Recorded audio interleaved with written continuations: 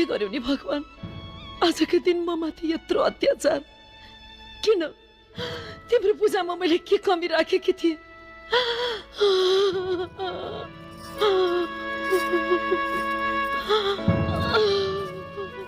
यो के गर्न आँट्नु भएको मालिकनी?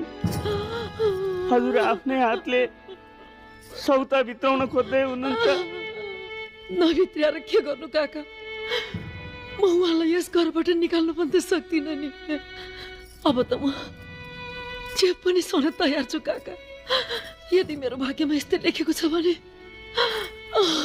मैले आफ्नो लेखान्तलाई स्वीकार्न पर्छ।